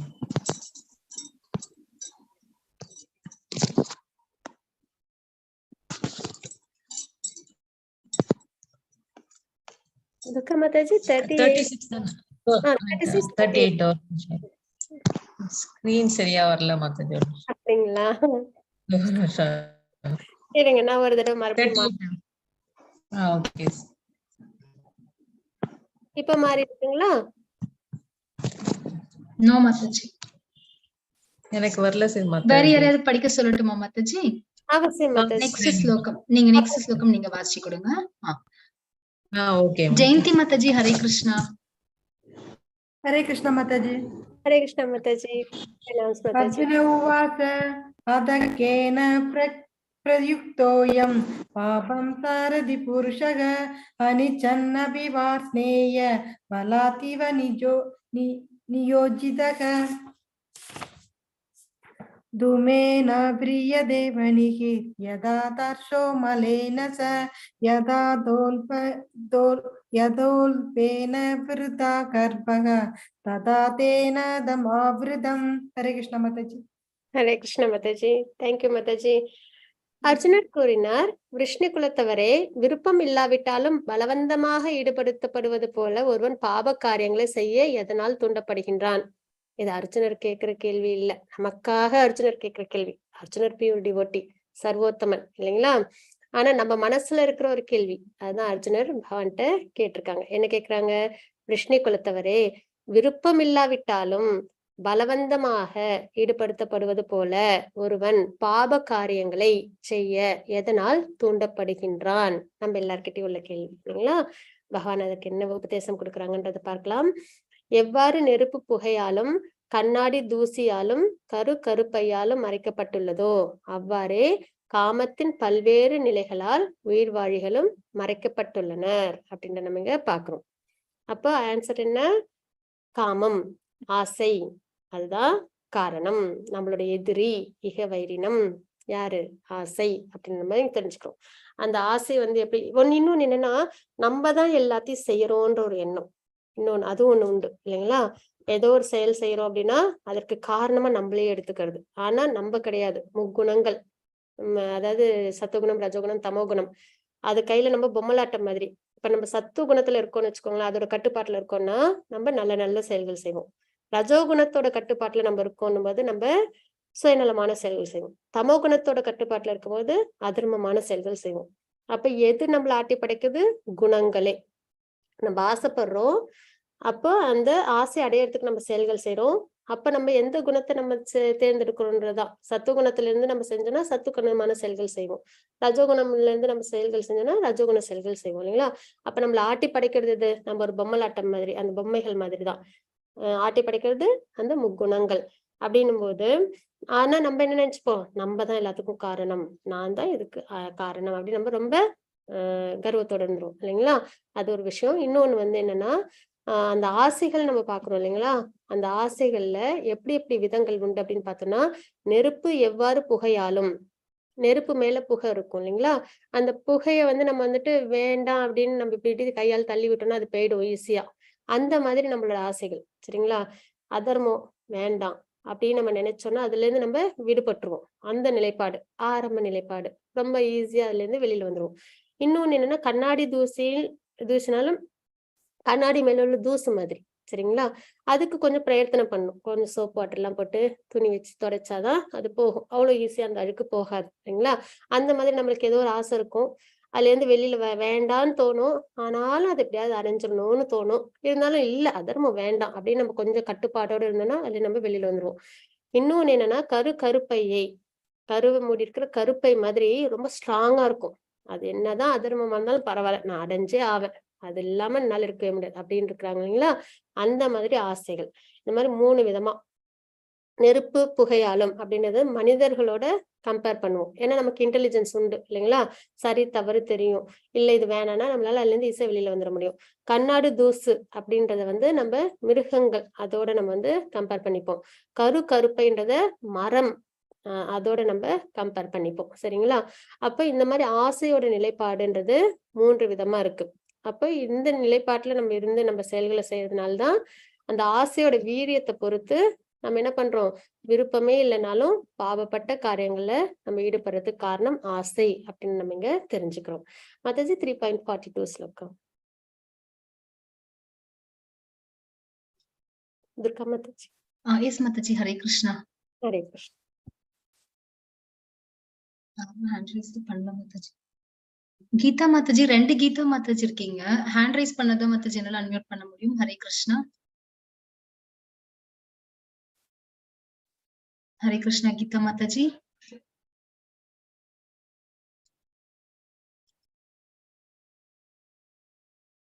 ஸ்ரீவித்யா மாதாஜி. ஹரே கிருஷ்ணா.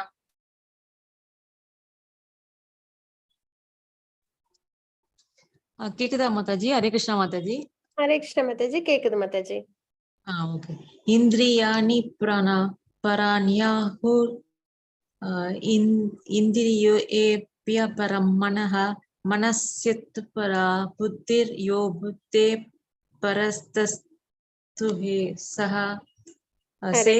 செயலாற்றக்கூடிய. ஹரே கிருஷ்ணா மாதாஜி. செயலாற்றக்கூடிய என்ன மாதாஜி? இல்ல வாசிங்க மாதாஜி. சாரி இன்டரப்ட் பண்ணிட்டேன். செயலாற்றக்கூடிய பக்தர், செயலாற்றக்கூடிய புலன்கள் ஜட பொருளை விட உயர்ந்தவை. மனம் புலன்களை விட உயர்ந்தது. பக்தி மனதை விடவும் உயர்ந்தது. மேலும் அவனே ஆத்மாவோ புத்தியை விடவும் உயர்ந்தவன். ஹரே கிருஷ்ணா மாதாஜி. ஹரே கிருஷ்ணா மாதாஜி. தேங்க்யூ மாதாஜி. ஹரே கிருஷ்ணா. செயலாற்றக்கூடிய புலன்கள் ஜட பொருளை விட உயர்ந்தவை அப்படின்றது. ஜடப்பொருள் நேத்திக்கு பார்த்தோம் இல்லையா? ஜடப்பொருள்கள், புலனின்ப பொருட்கள், அதை விட உயர்ந்தது நம்மளோட புலன்கள். இந்த புலன்களை விட உயர்ந்தது நம்மளோட மனம். மனதை விட உயர்ந்தது நம்மளோட புத்தி. புத்தியை விட உயர்ந்தது நம்மளோட ஆத்மா, என்னைக்கும் அழியாத ஆத்மா. சரிங்களா? இதுதான் நம்ம இந்த ஸ்லோகத்துல தெரிஞ்சுக்கிறோம். சரி, இந்த ஸ்லோகத்துல நம்ம ஒரு விஷயத்த பார்க்கணும்.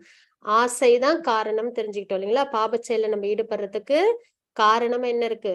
பலவந்தமா நம்ம ஈடுபடுறதுக்கு காரணமா ஆசை இருக்கு. அப்ப நம்ம ஆசைப்படக்கூடாது அப்படின்னா படலாம், நேற்றுக்கு சொன்னதேதான். ஆனா பகவான் மேல ஆசைப்படணும். அதுதான். ஆசைப்படாம இருக்கவே முடியாது. மனதை வந்து எதுவுமே நினைக்காம அமைதியா அப்படியே எந்த செயலும் செய்யாம புலன்களை எல்லாம் கட்டுப்படுத்தி உட்காரணும்னா முடியாது இல்லைங்களா? அதுவும் கலிகாலத்துல முடியாது. அப்படின்னும் போது நம்ம என்ன பண்ணணும்? ஆசைப்படணும், நிறைய ஆசைப்படணும். பகவான் மேல நிறைய புலன்களை திருப்தி பண்ணிக்கணும். பகவானோட பக்தி சேவையில அப்படின்ற விதத்துல நம்ம இருக்கும்போது நம்மளால ஈஸியா பக்தி பண்ண முடியும். இந்த ஜட உலக இந்த பாப செயல்களை நம்மளால ஈஸியா விடுபட முடியும். அதுதான் ஒரே ஒரு சாதனம், நமக்கு கிடைச்ச ரகசியம். சரிங்களா? சரி, இப்ப 3.42 ஸ்லோகத்துல நம்ம இந்த ஸ்லோகம் பார்த்தோம் இல்லையா? இதற்கான சார்ட் நம்ம பார்த்துடலாம். இதுதான் அதோட சார்ட். அதுக்கு முன்னாடி இதையும் பார்த்துடலாம். இப்ப நம்ம பார்த்துட்டு இருக்கிறது கர்ம யோகம் இல்லைங்களா? உடல் தளத்திலிருந்து செய்யக்கூடிய செயல்கள் கர்மீசன் நம்ம பார்த்தோம் இல்லைங்களா? உடல் அளவுல திருப்தி பண்ணிக்கிற செயல்கள், புலன்களை திருப்தி பண்ணிக்கிற செயல்கள், மனத்தை திருப்தி பண்ணிக்கிற செயல்கள். மனசுக்கு பிடிச்சமான செயல்களை செய்வாங்க இல்லைங்களா? சிலவங்களுக்கு புக்ஸ் படிக்க பிடிக்கும், சிலவங்களுக்கு பாட்டு பாட பிடிக்கும், மனசுக்கு சந்தோஷமான செயல்களை செய்வாங்க இல்லைங்களா? அதான் மனத்தின் தளத்திலிருந்து செய்யக்கூடிய செயல்கள். அறிவு சார்ந்த தளங்கள், நல்ல ஞானத்தெல்லாம் விருத்தி பண்ணிக்கணுன்றதுல சிலவங்க ரொம்ப ஈடுபாடோட இருப்பாங்க இல்லைங்களா? அப்ப அதெல்லாம் அறிவு சார்ந்த தளத்திலிருந்து செய்யக்கூடிய செயல்கள். ஆன்மீக தளம், இதுல என்னன்னா முழுக்க முழுக்க பகவானுக்கு செய்யக்கூடிய பக்தி சேவை. அப்ப இந்த மாதிரி செயல்களின் தளம் வந்து வித்தியாசப்படுது. அதுல உயர்ந்த ஸ்தலம் எது அப்படின்னா தளம் எது அப்படின்னா ஆன்மீக செயல்கள், பகவானுக்கு செய்யக்கூடிய பக்தி செயல்கள் தான் இருக்கலே உயர்ந்த செயல்கள் அப்படின்னு நம்ம பாக்குறோம். உடல் தளம் விட புலன்கள் தளம் உயர்ந்தது, புலன்களை விட மனம், மனத்தை விட உயர்ந்தது புத்தி, புத்தியை விட உயர்ந்தது ஆத்மா, ஆன்மீக செயல்கள் அப்படின்றத நம்ம பாக்குறோம். இங்க நம்ம ஒரு சேரியட் பாக்குறோம். இதுதான் நம்மளோட உடல் அப்படின்னு நம்ம வச்சுக்கலாம். சரிங்களா? இந்த ரத்தம் இருக்கு இல்லைங்களா? இதை உடலோட கம்பேர் பண்ணிக்கிறோம் நம்ம. இப்ப இந்த ரதத்துக்கு 5 குதிரைகள் இருக்கு இல்லைங்களா? அது மாதிரி நம்ம இல்லாட்டியும் 5 புலன்கள் இருக்கு. அதுக்கப்புறம் இந்த புலன்களை எல்லாம் கட்டுப்படுத்துறது எது? மனம். மனம் யாரோட கட்டுப்பாட்டுல இருக்கு? புத்தியோட கட்டுப்பாட்டுல. ஆத்மா தான் பேசஞ்சர். இப்போ நம்ம இந்த பிறவி எடுத்திருக்கோம், மனித பிறவி. நம்மளோட இலக்கு, ஆத்மாவோட இலக்கு என்ன? பகவானை அடையணும். இந்த பிறப்பிறப்பு சுழற்சியில இருந்து வெளியில வரணும். அதற்கு நம்ம பக்தி பண்ணணும். இதுதான் நம்மளோட பாதை. நம்ம இந்த இதுல நம்ம டிராவல் பண்ணி பகவானை அடையணும். ஆனா இப்போ இந்த புலன்கள் எல்லாம் பக்தி மார்க்கத்துல இல்லாம வேற வேற விஷயங்கள்ல ஈடுபட்டுட்டு இருக்கு. இந்த ஜட உலக விஷயங்கள்ல ஈடுபட்டுட்டு இருக்கு. மனம் கட்டுப்பாட்டுல இல்ல. அதே மாதிரி புத்தி சொல்லும், இதுதான் நம்மளோட பாதை, பகவானுக்கு பக்தி பண்ணணும் அப்படின்றலாம் சொல்லும், ஸ்கிரிப்சர்ஸை ஃபாலோ பண்ணணும், ரெகுலேட்டட் லைஃப்ல இருக்கணும். ஆனா மனமும் கேட்கல, புலன்களும் அதுக்கு அது இஷ்டப்படி போகுது. அப்படின்னா இந்த ஜேர்னி சேஃபா இருக்குமா? அடைய வேண்டிய இலக்கை நம்ம அடைவோம்னா கிடையாது, இல்லைங்களா? குதிரைகள்லாம் கண்ட்ரோல்ல இருந்து டிரைவரோட கண்ட்ரோல்ல இருந்து போனாதான் அந்த சேரியட் என்ன ஆகும்? ஒரு சேரியட், ஒரு வெஹிக்கிள்னாலே கண்ட்ரோல்ல இருந்தாதான் அது அடைய வேண்டிய இலக்கை சேஃபா அடைய முடியும். ஆனா அது கண்ட்ரோல்ல இல்லாத பட்சத்துல என்ன ஆகும்? அன்சேஃப் ஒண்ணு. அதான் இந்த பிறப்பிறப்பு சுழற்சியில நம்ம ஈடுபட்டுறோம். இன்னொன்னு, நம்மளால அடைய வேண்டிய இலக்கு பகவானையும் அடைய முடியாம நம்ம இந்த ஜட உலகங்கள்லயே நம்ம தங்கிடுறோம் அப்படின்றத நம்ம தெரிஞ்சுக்கிறோம். அப்போ இந்த புலனின்ப பொருட்களை விட உயர்ந்தது புலன்கள், புலன்களை விட உயர்ந்தது மனம், மனத்தை விட உயர்ந்தது இன்டெலிஜென்ஸ், இன்டெலிஜென்ஸ் சிறந்தது ஆத்மா. ஏன் ஆத்மா சிறந்தது? நித்தியமானது அதுதான், இல்லைங்களா? பகவானுக்கு பக்தி சேவையில அது ரொம்ப விருப்பப்படும். அந்த விஷயத்துல நம்ம எல்லாத்தையும் ஈடுபடுத்தணும். புலன்கள், மனம், இன்டெலிஜென்ஸ் எல்லாத்தையும் அப்படின்னு நம்ம தெரிஞ்சுக்கிறோம். அப்படி நம்ம யூஸ் பண்ண என்ன பண்ணணும்? அதான் நம்ம பார்க்க போறோம். இப்ப கண்ணு, அதை நம்ம எப்படிலாம் நம்ம யூஸ் பண்ணலாம் பகவானோட விஷயத்துல அப்படின்னு பார்த்தோம்னா, பகவானோட அச்சா விக்கிரக தரிசனம், அதுக்கப்புறம் பகவத்கீதை, பாகவதம், வேத புத்தகங்கள், ஈஷோபனிஷத் இந்த மாதிரிலாம் இருக்கு இல்லைங்களா? உபனிஷத்கள், இந்த மாதிரி கிரந்தங்கள்லாம் நிறைய இருக்கு.